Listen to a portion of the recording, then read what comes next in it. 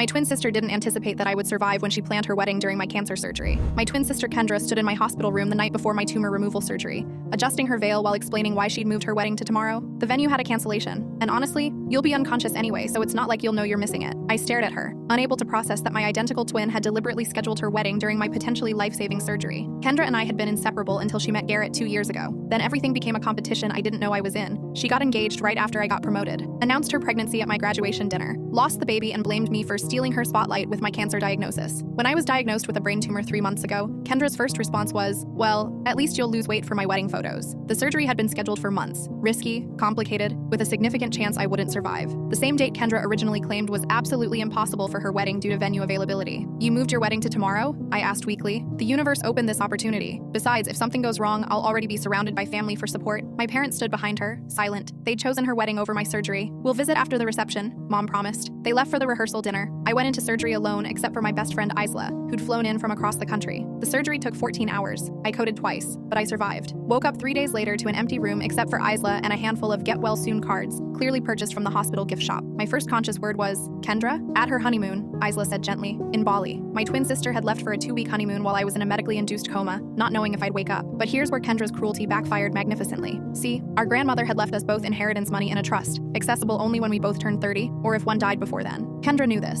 She'd scheduled her wedding during my surgery thinking she'd either get sympathy as the bride whose twin died on her wedding day, or she'd get my half of the inheritance if I didn't make it. What she didn't know was that Grandma had added a clause. If either twin showed callous disregard for their siblings' well-being, they forfeited their share. The hospital social worker had documented everything. My parents choosing the wedding, Kendra taking selfies in her dress in my pre-op room, the entire family abandoning me for her reception, even her Facebook post, beginning my new life as others and theirs. Circle of life. The trustee investigated when I recovered enough to call him, found the original wedding venue confirmation 6 months later that Kendra had canceled, found her text to Garrett. If she dies during my wedding, I'll get all the sympathy and the money. Kendra returned from Bali to find her inheritance gone. All of it. The trustee had executed the clause and transferred her portion to me. You can't take my money, she screamed over the phone. I didn't. Grandma did. She knew what you were. The family imploded. My parents begged me to share because family. The same family who'd toasted champagne while I was flatlining. I used the money for my medical bills and bought a house far from all of them. Kendra tried to contest the trust. The lawyer played her circle of life post in court. The judge asked if she'd really posted that while her twin was in brain surgery. She tried to explain that it was metaphorical. She lost